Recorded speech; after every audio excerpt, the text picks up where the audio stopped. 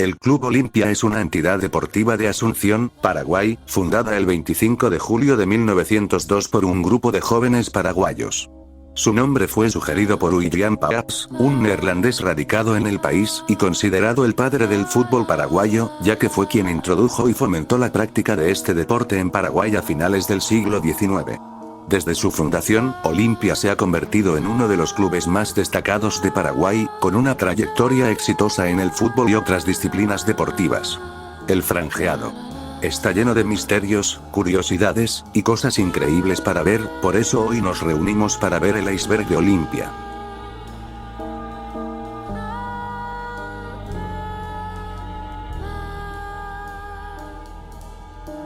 William Paaps, un neerlandés radicado en Paraguay, trajo la primera pelota de fútbol al país, lo que desató una creciente pasión por este deporte.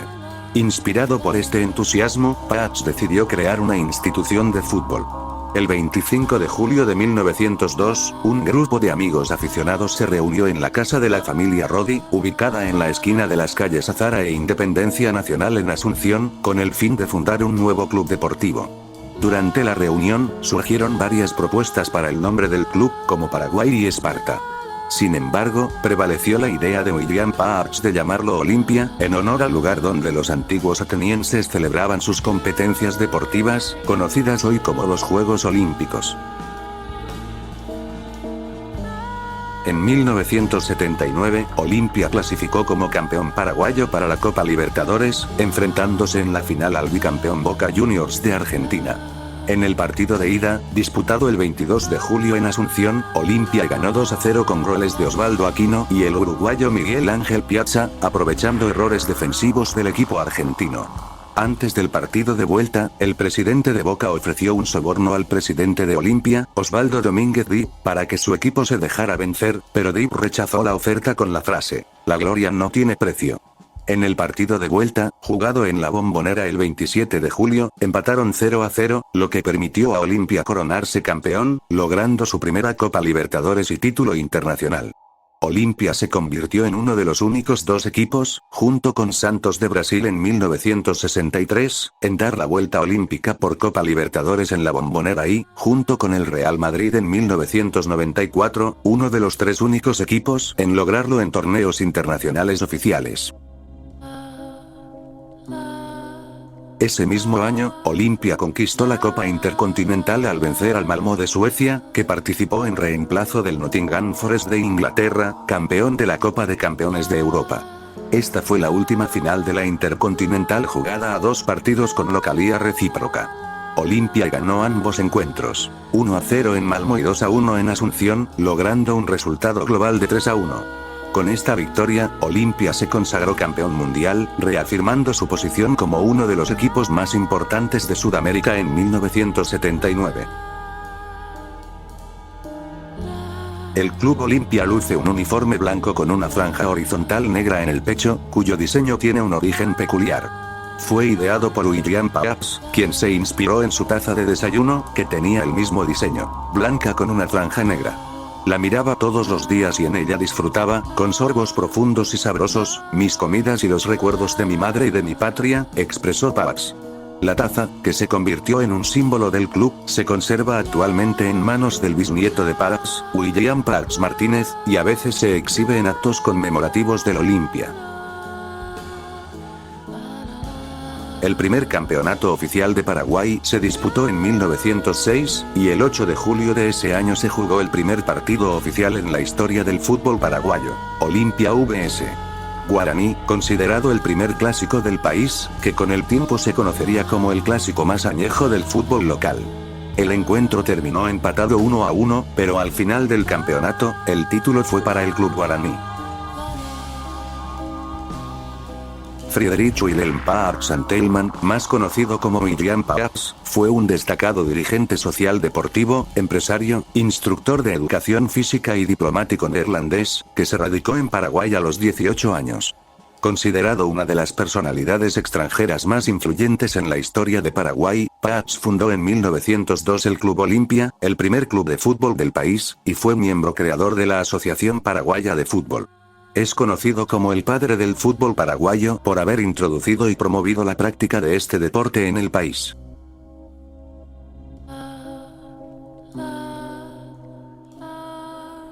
El 27 de febrero de ese año, en la cancha de la Quinta Caballero, Olimpia se impuso por 10-1 ante Cerro Porteño. Este resultado es recordado como la mayor goleada en la historia de los enfrentamientos entre estos dos equipos, aunque se trate de un amistoso. Marcelo Recanate tuvo un impacto inmediato en Olimpia cuando asumió la presidencia en 2011. Su objetivo era claro: devolver al club a la élite del fútbol paraguayo y sudamericano. Para ello, hizo importantes inversiones en fichajes, trayendo de vuelta a figuras clave como Julio César Cáceres y Sergio Orteman, quienes habían sido determinantes en las conquistas internacionales de Olimpia en 2002 y 2003. Bajo la dirección del entrenador uruguayo Gerardo Peluso, Olimpia logró romper una sequía de 11 años sin títulos al conquistar el torneo Clausura 2011, un logro significativo que marcó el inicio de una nueva era de éxitos para el club. Olimpia no solo destacó a nivel internacional, sino que también dominó el fútbol local, estableciendo un récord impresionante. Entre 1978 y 1983, el club logró un hexacampeonato, ganando 6 títulos consecutivos de la primera división paraguaya. Este logro superó su propio récord anterior de 5 campeonatos consecutivos, consolidando aún más su lugar como uno de los clubes más exitosos y dominantes en la historia del fútbol paraguayo. Rafael Bobadilla, conocido como Rafa Gol, es una figura destacada en la historia del fútbol paraguayo. Debutó con tan solo 15 años en 1979 con Olimpia, marcando 2 goles en su primer partido contra Capitán Figari. Ese mismo año, Olimpia conquistó la Copa Libertadores por primera vez, iniciando una era dorada en la que también ganaron la Copa Intercontinental. Bobadilla se convirtió en una figura querida por la hinchada, destacándose como un talentoso número 10. Su mejor año fue en 1983, cuando fue el máximo goleador del torneo paraguayo con 14 goles. A lo largo de su carrera, jugó en varios clubes, incluyendo Millonarios de Colombia, Unión de Santa Fe en Argentina, San Lorenzo de Almagro, y otros equipos en México, Bolivia y Paraguay.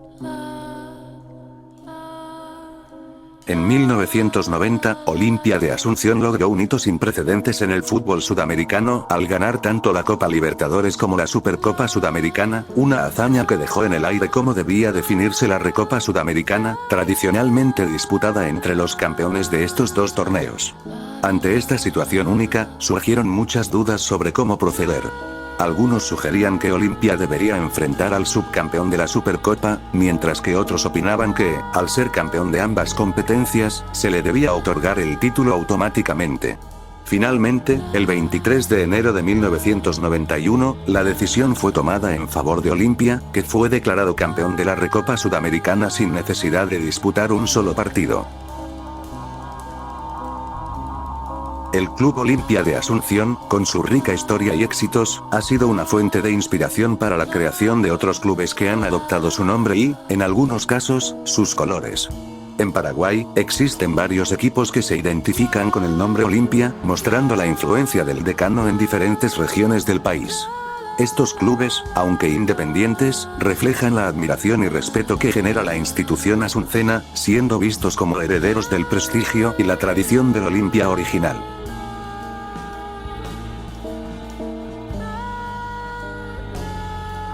En la penúltima fecha del torneo Clausura 2011, Olimpia y Cerro Porteño se disputaban el título en un final de campeonato lleno de tensión. Olimpia, líder con 40 puntos, se enfrentaba a Tacuary en el estadio Roberto Bétega, mientras que Cerro Porteño, con 39 unidades, jugaba contra General Caballero en La Hoya.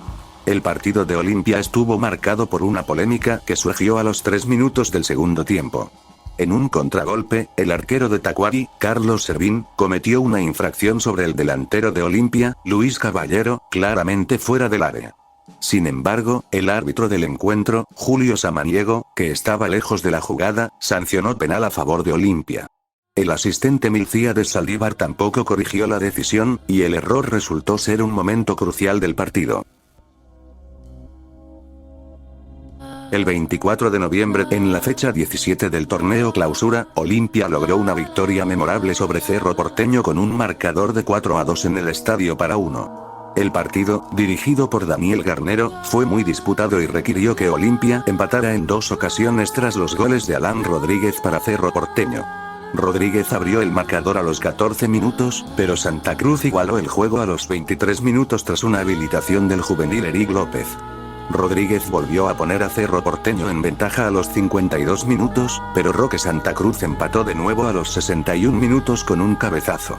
Desde ese momento, la conexión entre Maxi Olivera, William Mendieta, Néstor Camacho y Roque Santa Cruz comenzó a funcionar con gran eficacia. Santa Cruz, con goles a los 66 y 70 minutos, selló la victoria 4-2 y logró una actuación histórica al marcar 4 goles en un clásico, un hecho que nunca había conseguido antes. La victoria fue una fiesta inolvidable para los hinchas de Olimpia.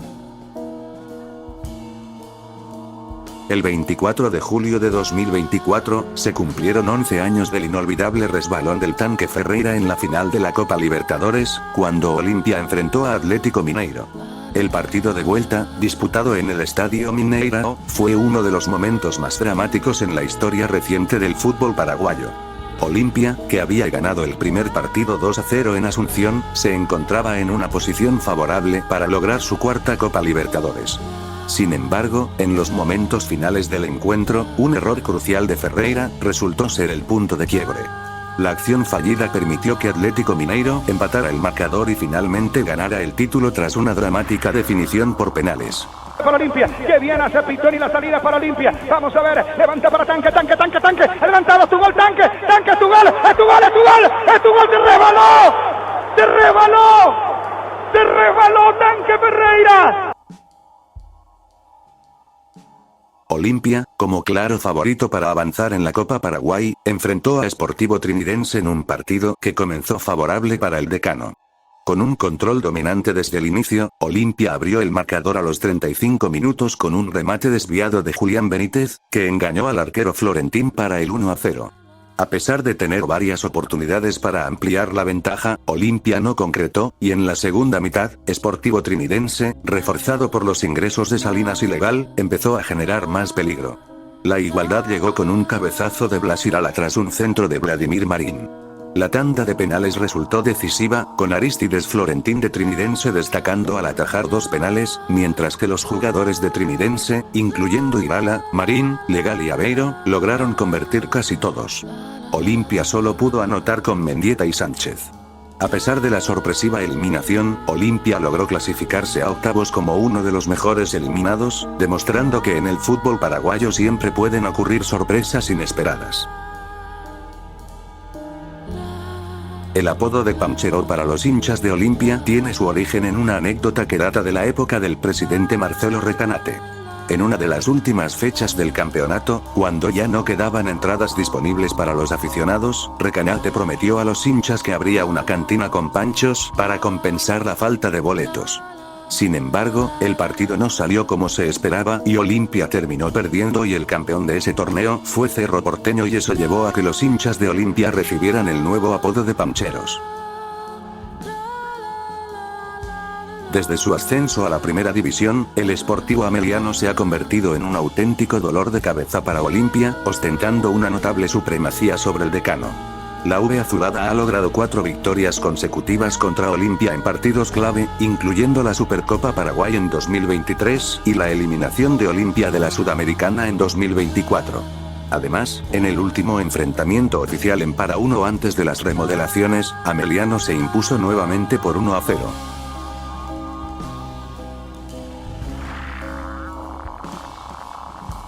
La paternidad de Olimpia sobre Boca Juniors en el ámbito internacional es un tema de interés para los seguidores del fútbol sudamericano. A lo largo de los años, Olimpia ha logrado destacarse en enfrentamientos directos contra el equipo argentino, evidenciando una notable supremacía. Uno de los momentos más destacados de esta paternidad ocurrió durante la Copa Libertadores de 1979. En esa edición, Olimpia se enfrentó a Boca Juniors en la final, y el decano logró llevarse el título tras vencer al equipo argentino. Esta victoria no solo subrayó la calidad de Olimpia en el contexto sudamericano, sino que también estableció un precedente en los enfrentamientos entre ambos clubes. Para la temporada 2020, Olimpia estuvo a punto de hacer un golpe de mercado que habría resonado en todo el mundo futbolístico. Bajo la presidencia de Marco Trovato, el club paraguayo se acercó a concretar el fichaje de Lukas Podolski, el campeón del mundo con Alemania en 2014. La negociación estaba en una etapa avanzada, y el nombre del legendario delantero había llegado a través de un representante. Sin embargo, el acuerdo se frustró por una razón inesperada. Según el agente, la familia de Podolski, al investigar sobre Paraguay en Google, se encontró con una noticia preocupante. El presidente de la República, Mario Abdo Benítez, y su familia estaban sufriendo un brote de dengue. En ese momento, la enfermedad estaba en aumento en Paraguay, y el temor de contraer dengue llevó a la familia de Podolski a decidir descartar la transferencia. Esta situación impidió que el fichaje del reconocido futbolista se concretara, dejando a Olimpia a las puertas de un gran acontecimiento en el mercado de pases. Un error apresurado en el partido entre Olimpia y el Sportivo Luqueño por la penúltima fecha de la Apertura 2012, mostraron a Olimpia como el campeón de ese torneo antes de que este lograra ese título. Ese error envejeció muy mal porque Olimpia perdería ante Luqueño y luego perdería ante Cerro Porteño en la última fecha, coronando al Ciclón como el campeón de ese torneo. El estadio de Olimpia, conocido popularmente como el Bosque de Para 1, debido a la zona en la que se encontraba la antigua parada de la línea 1, fue inaugurado el 13 de mayo de 1965. La primera partida disputada en el nuevo recinto fue un amistoso entre el anfitrión Olimpia y el Santos de Pelé, que terminó con un empate 2-2. La construcción del estadio se realizó durante la presidencia de Manuel Ferreira Sosa, en honor a quien el estadio lleva su nombre. En 1991, Estados Unidos, que se preparaba para su Mundial de 1994, organizó un amistoso contra Olimpia como parte de su estrategia para enfrentarse a equipos de alto nivel y ganar experiencia. El partido se llevó a cabo para ofrecer a la selección estadounidense la oportunidad de competir contra un equipo con prestigio internacional y evaluar su rendimiento frente a adversarios fuertes. Este encuentro sirvió tanto para el desarrollo del fútbol estadounidense como para mantener a Olimpia en forma y en el ojo público internacional.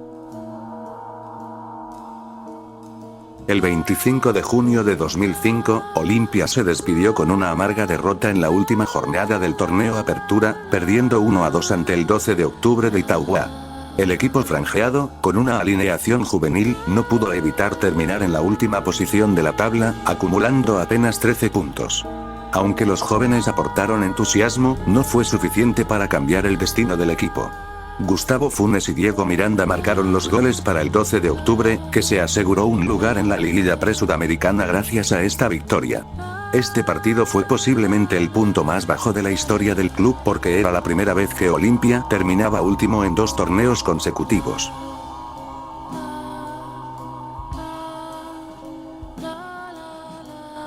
En 1989, en la víspera del partido de vuelta de la final de la Copa Libertadores entre Atlético Nacional y Olimpia, los árbitros Juan Carlos Loustau, Jorge Romero y Francisco La Molina vivieron una experiencia aterradora. La noche anterior al encuentro, el jefe del cartel de Medellín, Pablo Escobar, envió un mensaje claro a los árbitros: o ganan Nacional o se vuelven en ataúdes a casa.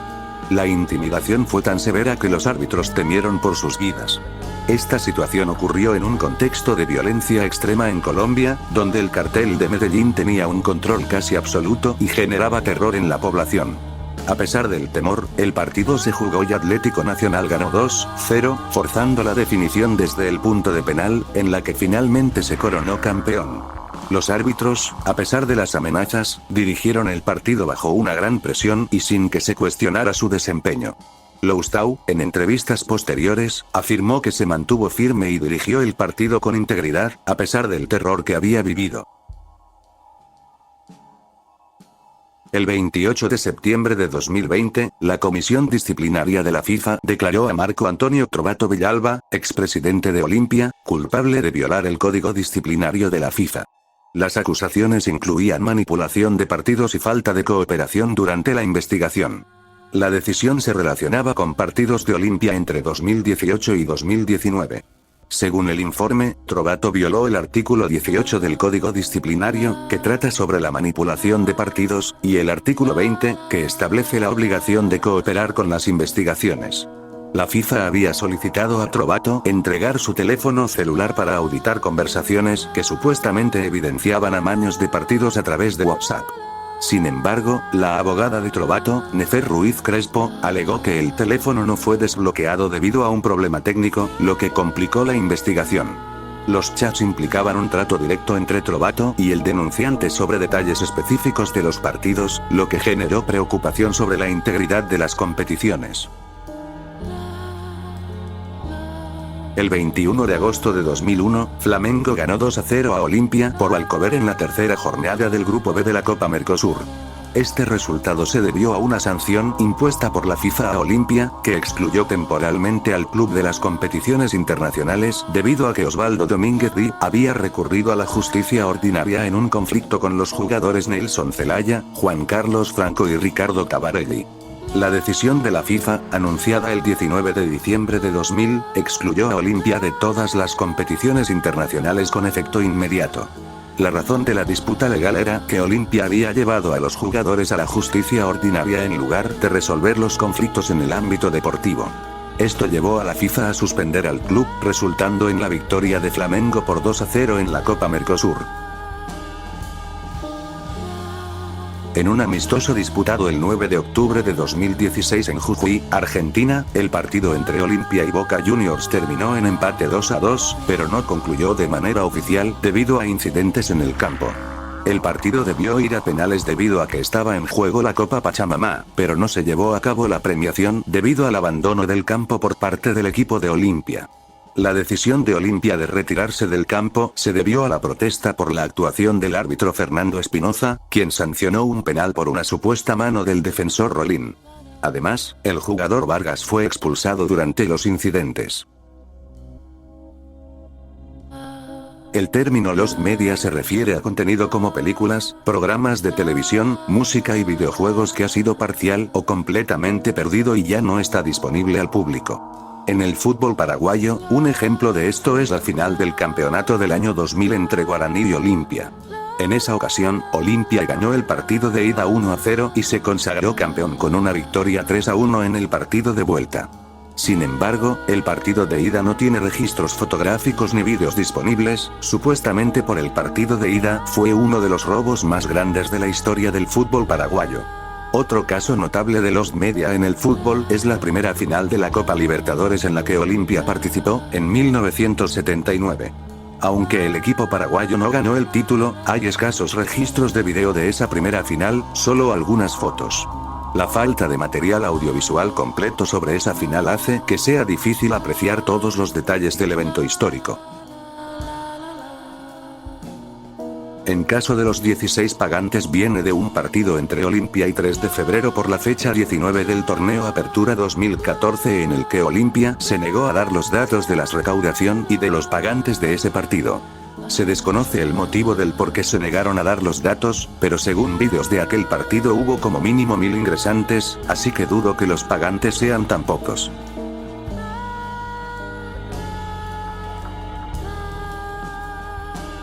En el superclásico entre Olimpia y Cerro Porteño que terminó 2-2, el exjugador de Olimpia Roque Santa Cruz reconoció que Cerro Porteño fue perjudicado por el primer gol de Olimpia, ya que el tanto de Néstor Camacho fue en posición adelantada. Santa Cruz mencionó que, a pesar del error arbitral, no se puede analizar cada partido con una lupa excesiva. En relación con el segundo gol de Olimpia, comentó que si los jugadores de Cerro Porteño no hubieran celebrado tanto, el partido podría haber terminado antes, debido a la acción entre Víctor Topo Cáceres y Ernesto Caballero. Sobre el tema del arbitraje, Santa Cruz sugirió que la tecnología podría ayudar a los árbitros a tomar decisiones más justas, especialmente en jugadas de offside.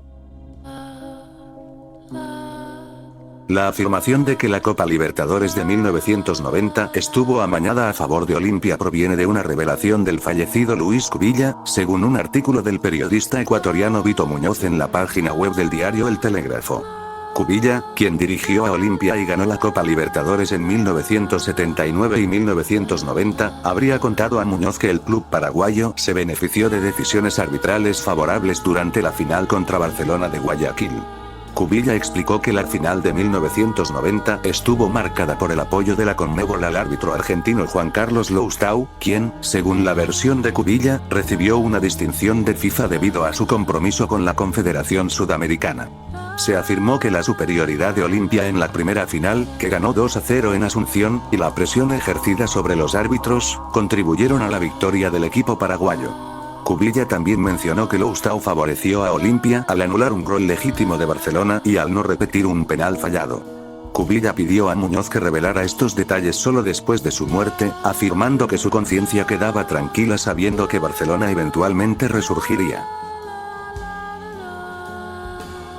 Adriano Samaniego, uno de los delanteros más temidos de Olimpia, se perdió la final de la Copa Libertadores de 1991 debido a un incidente desafortunado. Según sus propias palabras en una entrevista con el diario chileno Las Últimas Noticias, Samaniego se fue de fiesta después del partido de ida contra Colo-Colo, el 30 de mayo de 1991. Durante la celebración, tuvo una confrontación con un taxista que lo insultó. En su intento por buscar al taxista, Samaniego bajó de su camioneta y accidentalmente disparó una pistola de calibre 7.65 milímetros que llevaba consigo. La bala le rozó el tobillo izquierdo, lo que le impidió participar en el partido de vuelta en Santiago. El incidente ocurrió en un momento crítico para Olimpia, que se había perdido varias oportunidades de gol en el primer partido, y Samaniego era una pieza clave en el ataque del equipo.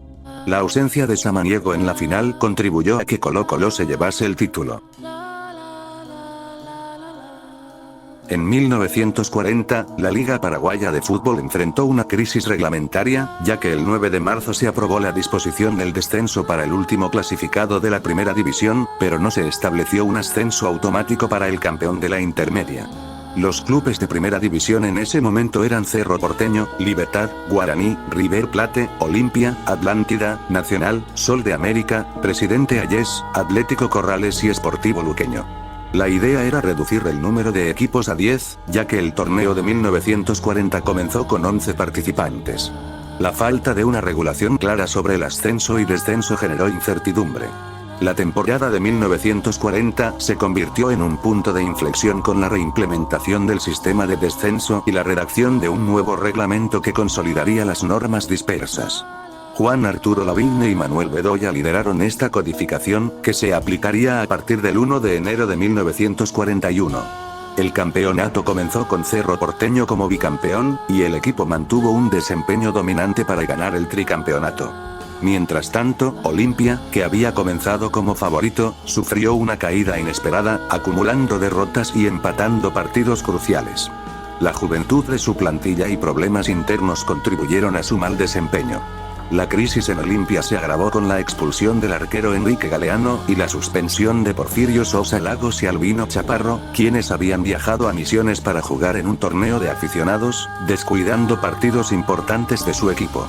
La situación financiera del club también afectó su rendimiento en la cancha, lo que llevó a una serie de decisiones difíciles por parte de la comisión directiva.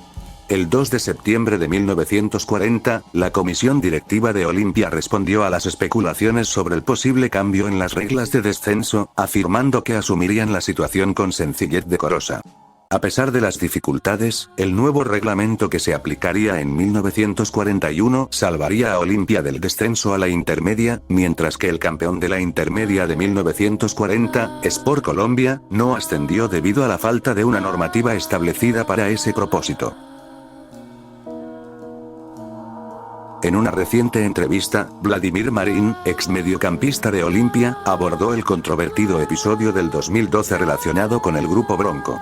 Marín, que ahora tiene 42 años y está retirado del fútbol, reveló detalles sobre su escapada a un concierto del grupo mexicano, un evento que, según él, ni siquiera conocía. La escapada ocurrió cuando Olimpia lideraba el campeonato con una ventaja considerable y Marín fue invitado por el hijo del dueño del local del concierto. Marín explicó que, aunque el concierto no le interesaba, decidió asistir para acompañar al hijo del dueño, quien había sido muy generoso con él. A pesar de estar concentrado con su equipo, Marín se escapó del hotel, pasó una hora en el evento y regresó rápidamente. Sin embargo, la situación se complicó cuando alguien tomó una foto de él en el concierto, que se hizo pública. El exfutbolista insistió en que fue el único que abandonó el hotel esa noche, y negó que sus compañeros Sergio Ortemán y Adrián Romero estuvieran involucrados en la escapada.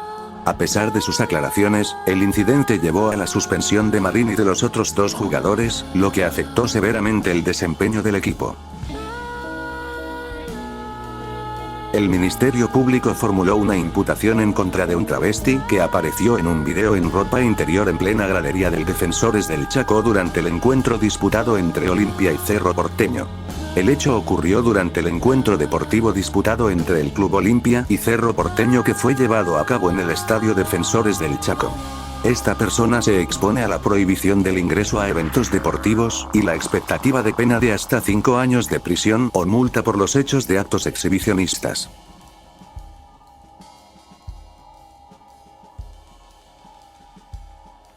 En 1989, Sol de América y Olimpia protagonizaron un polémico episodio en la Copa Libertadores que dejó una marca en la historia del fútbol sudamericano. Durante la última fecha de la fase de grupos, Sol de América se enfrentó a Olimpia en un partido decisivo para la clasificación de ambos equipos paraguayos. La situación se tornó sospechosa cuando, en el minuto 24 del encuentro, se cortó la luz y el partido fue suspendido. Al reanudarse al día siguiente, el marcador se volvió a abrir con goles que parecían demasiado convenientes. Sol de América necesitaba una victoria por 4-3 o un marcador superior para avanzar a la siguiente ronda. Finalmente, el resultado fue un 5-4 a favor de Sol de América, con 2 penales cuestionables sancionados por el árbitro paraguayo Estanislao Barrientos. El resultado permitió que ambos equipos paraguayos avanzaran a los octavos de final, dejando a Colo-Colo, que había empatado 2-2 con Cobreloa, fuera del torneo. El escándalo llevó a la Conmebol a imponer sanciones económicas a ambos clubes y a cambiar las reglas para evitar la definición de grupos por partidos entre equipos del mismo país. Este episodio es recordado como uno de los arreglos más notorios en la historia del fútbol sudamericano. El partido de octavos de final de la Copa Paraguay entre Libertad y Olimpia fue suspendido al inicio del segundo tiempo debido a un escándalo en el estadio. Libertad ganaba 4-0 cuando, tras una serie de incidentes en las gradas y en el campo, el árbitro Giancarlos Juliadoza decidió detener el encuentro por falta de seguridad. El primer tiempo había comenzado con dominio absoluto de Libertad. Lorenzo Melgarejo abrió el marcador en el minuto 7 gracias a un error de Víctor Salazar. A los 14 minutos, tras revisar una jugada en el VAR, Juliadoza cobró un penal y expulsó al arquero de Olimpia, Alfredo Aguilar, por una falta sobre Diego Gómez. Melgarejo convirtió el penal y amplió la ventaja a 2-0, mientras Pedro González ocupaba la portería de Olimpia. El juego se tornó caótico cuando, a medida que avanzaba el primer tiempo, los disturbios entre las hinchadas y los objetos lanzados al campo aumentaron.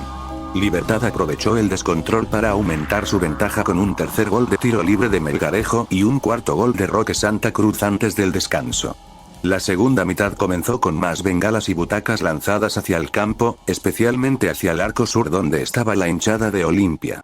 La seguridad del estadio informó al árbitro que no podía garantizar la seguridad, y tras consultar con los capitanes de ambos equipos, Juliadoza decidió suspender el partido menos de 10 minutos después de reanudarse. El 31 de agosto de 2001, el estadio Feliciano Cáceres en Luque fue escenario de un incidente que marcó la historia del fútbol paraguayo. En un partido entre Sportivo Luqueño y Olimpia, el delantero de Olimpia, el Loco González, entró al campo en el minuto 56 como una posible solución para el complicado encuentro. Sin embargo, su actuación se convirtió en un desastre. Apenas un minuto después de ingresar, González recibió una tarjeta amarilla. La situación se volvió cada vez más tensa, y 11 minutos después, el delantero fue amonestado nuevamente, esta vez con una segunda tarjeta amarilla, seguida de una roja. En un arranque de furia, González agredió al árbitro Benito Lugo Chávez con 2 puñetazos en la cara, provocando un caos en el campo. El árbitro fue trasladado de urgencia al hospital, donde se le diagnosticó una contusión ocular que comprometió su visión. El Tribunal de Justicia Deportiva decidió suspender al Loco González de por vida, siendo el primer futbolista en recibir tal sanción desde Ignacio Achúcarro en 1972. Tras un prolongado proceso legal, la sanción fue reducida a 2 años y medio. González regresó al fútbol profesional el 5 de marzo de 2004. Sin embargo, su retorno fue efímero y marcó el final de su carrera, pues Olimpia sufrió una dura derrota 4-1 ante Libertad y el delantero, a los 43 años, decidió retirarse definitivamente del fútbol. El 31 de julio de 2002, Olimpia se consagró campeón de la Copa Libertadores por tercera vez en su historia, coincidiendo con el año de su centenario. Esta victoria consolidó a Olimpia como el único club paraguayo en lograr este título en múltiples ocasiones. Poco después, el 4 de agosto, el equipo enfrentó a su eterno rival, Cerro Porteño, en el torneo local. Este 4 de agosto marca el 22 aniversario de ese memorable clásico, y Olimpia ha rememorado el evento publicando un video que captura la celebración del trofeo con su hinchada y la de Cerro Porteño. En una reciente entrevista, el legendario arquero argentino Hugo Gatti recordó con humor uno de los goles que le marcó Olimpia en la final de la Copa Libertadores de 1979. Gatti, quien fue víctima de un incidente curioso, comentó que una naranja lanzada desde las gradas en el partido podría haber desviado su atención y contribuido al gol recibido. Había que jugar de nuevo ese partido, suspenderlo, bromeó Gatti, admitiendo que no estuvo a la altura para evitar el gol. Lo que ocurrió en un clásico entre Guaraní y Olimpia es realmente impactante. ¿En qué campo era esto? Paraguay, en el campo de Olimpia de Asunción, de Paraguay. Ese 2-0 día ganó Olimpia. Sí, sí. Loco, y la revancha 0-0 en la Boca. loco, mira mi cuñado lo que te he hecho. Mira, mira. ¿Qué? Me lo comí, claro, personal hermano, ¿verdad? Pa' adentro se llama, díselo como se llama, Me comí toda la vida. Pa' adentro. Tuve 26 años el fútbol, mi Con vida. patata te los hincate, pa' adentro. Pa' adentro, Gatti. la verdad que no. Con naranja. Con naranja, exactamente, No, con pero ahí la naranja, verdad que bien no tenía que visto, hacer, bien. ahí. nada, ¿Cómo que no tiene nada que hacer? Está lleno de cosas. Habría que jugar de nuevo ese partido, que suspender. Ah, sí, claro, por la naranja. ¿Tiene culpa, loco? ¿A qué no? Que Loco. va, que va. Para nada. ¿Ves? Tras la derrota de Olimpia en la última jornada de la Liga Paraguaya, la frustración de sus hinchas llevó a un ataque violento en el estadio de Guaraní. La situación se tornó aún más grave cuando los hinchas del Olimpia invadieron las instalaciones de Guaraní y se llevaron los trofeos que el equipo aborigen había ganado a lo largo de su historia. El incidente durante el partido entre Olimpia y Atlético Goianiense en la Copa Sudamericana destaca un problema serio en el fútbol paraguayo: la violencia de los hinchas y la falta de coordinación en la seguridad. La pelea entre las facciones de barras de Olimpia y la intervención de la Policía Nacional subraya los desafíos que enfrentan las autoridades para mantener el orden en los eventos deportivos. Dio la nota y todo lo contrario en el rival de siempre, lo peor del fin de semana, los incidentes de los hinchas de Olimpia, rompiendo las instalaciones de cancha de Guaraní, ingresando al museo y robando trofeos de Guaraní. Qué vergüenza. Y después tirando, arrojando a la cancha, una verdadera lástima. Se retrasó el inicio del partido por todos estos incidentes. Ahí están los trofeos de Guaraní. Imagino que habrá sanciones. Mirá, robados por los hinchas. Una locura. Una lástima, ¿eh?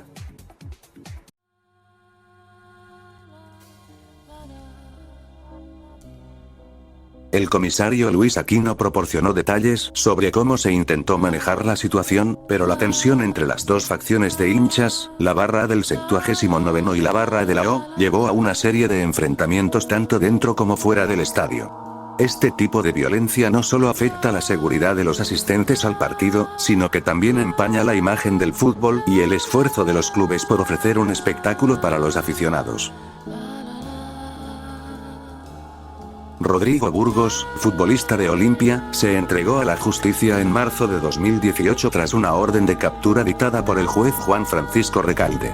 La medida se debió a una denuncia de violencia familiar presentada por su expareja. Burgos había estado en arresto domiciliario, pero esta medida fue revocada, llevándolo a la prisión preventiva. El caso involucraba acusaciones graves, incluyendo casi asfixiar a su expareja, quien presentó pruebas de las agresiones físicas sufridas. La entrega de Burgos a la justicia y su posterior reclusión en la penitenciaría de Tacumbú reflejaron la seriedad de las acusaciones y el compromiso de las autoridades por tratar el asunto de manera rigurosa. El 9 de diciembre de 2019, tras la celebración del tetracampeonato de Olimpia, un trágico accidente en el estadio Manuel Ferreira dejó a 17 hinchas heridos. El incidente ocurrió cuando un vallado cedió, provocando la caída de los aficionados y causando lesiones. De los heridos, 4 se encontraban en estado grave: un menor de 15 años con fractura en el cráneo y respirador, un joven de 21 años con traumatismo de tórax, contusión pulmonar y traumatismo craneal grave, un adolescente de 17 años con traumatismo de tórax y craneal leve, y un hombre de 31 años con traumatismo hemorrágico. Este lamentable evento subrayó la urgencia de mejorar las medidas de seguridad en eventos deportivos masivos para prevenir futuros accidentes. Las heridas graves sufridas por los afectados, incluidos los jóvenes con lesiones severas, destacaron la necesidad de una revisión rigurosa de las infraestructuras y protocolos de seguridad en los estadios. El 29 de agosto de 2014, la FIFA dictó un fallo a favor del uruguayo Sebastián Arriosa, quien había sido diagnosticado con cáncer de mediastino en 2013 y, debido a su enfermedad, había visto rescindido su contrato por parte de Olimpia. La resolución de la FIFA ordenó al club paraguayo indemnizar a Arriosa con $482.500 más intereses, una cifra menor a los 1.200.000 inicialmente reclamados. El monto final corresponde a los salarios adeudados y la indemnización por ruptura de contrato, sin incluir el daño moral ni los aguinaldos pendientes. Hay muchos casos de paye o brujería relacionadas al Club Olimpia, pero solamente citaré las 3 más famosas, en una especie de top 3. Hace unos años, se vivió un enfrentamiento entre Olimpia y Santani que quedó marcado por la controversia antes del inicio del partido. La previa acaparó más atención que el propio encuentro, debido a la presencia de sapos envueltos en cinta roja y un mal olor persistente en el vestuario de Olimpia, que todos atribuían a un intento de maldición por parte de los sanpedranos. A pesar de las acusaciones de brujería y de que el payé había sido utilizado para intentar inclinar la balanza a favor de Santani, el intento no tuvo éxito. Olimpia ganó el partido con un contundente 4-0, dejando la imagen de la brujería grabada en la memoria de todos los hinchas, aunque sin el efecto deseado por los rivales. La primera fecha de la liguilla siempre era intensa, enfrentando al equipo con más puntos contra el de menos en cada grupo. En el grupo A, Olimpia se enfrentó a San Lorenzo, que necesitaba una victoria para recuperar terreno debido a la falta de puntos de bonificación. Antes del partido, San Lorenzo recurrió a la magia negra para intentar influir en el resultado. Una semana antes, recibieron un paquete en para uno que, en lugar de autendos deportivos, contenía 3 gallinas muertas envueltas en cinta roja. El técnico Alicio Solalinde expresó su temor ante estos actos esotéricos. Además, el día del partido, se encontró sal esparcida frente a la puerta del vestuario de Olimpia. A pesar de estos intentos de brujería, Olimpia ganó 3-0, con goles de Tanque Torres y Gilberto Palacios, 1 por cada gallina muerta. En 2011, tanto Cerro Porteño como Olimpia vivieron un año de grandes expectativas. Marcelo Recanate, quien asumió la presidencia de Olimpia, hizo un movimiento audaz al fichar a Pablo Ceballos, una de las figuras de Cerro Porteño. Las declaraciones provocadoras de Recanate avivaron aún más la tensión del clásico. El 23 de febrero, los guardias del Club Olimpia encontraron una gallina muerta atada al portón, rodeada de velas y un pequeño ataúd con el logo de Cerro Porteño. Este acto de brujería coincidió con el inicio de la venta de entradas para el partido, y algunos hinchas que acudieron al club para comprar boletos retiraron el macabro payé del portón. 3 días después, en el clásico, el pago esotérico resultó ineficaz. Olimpia se impuso 2-1, con uno de los goles anotado por Pablo Ceballos, intensificando aún más la frustración de los hinchas cerristas. Cumanchú, cuyo nombre real es Sebastián Paredes, fue un conocido brujo que se hizo famoso en el mundo del fútbol por sus hechizos y maldiciones. Destacó en el ámbito de la farándula peloteril, buscando estafar a la gente con pagos por encargo. Entre sus más conocidos hechizos están los 3 penales errados por Martín Palermo en la Copa América de 1999 y la goleada de Atlético Nacional a Cerro Porteño en 2005. Uno de sus casos más notables fue la maldición que lanzó contra Olimpia tras no recibir el pago prometido por el arquero Ricardo Cavarelli, quien supuestamente le había prometido una parte del premio si Olimpia ganaba la Copa Libertadores del 2002. Tras obtener la tercera Libertadores, Cumanchu nunca recibió el pago, por lo que lanzó una maldición de 10 años contra el club. Este período coincidió con una crisis institucional y deportiva para Olimpia. Sin embargo, en 2011, Cumanchu afirmó que la deuda había sido saldada y que la maldición había sido levantada, lo que coincidió con la victoria de Olimpia en el torneo Clausura tras 11 años de sequía.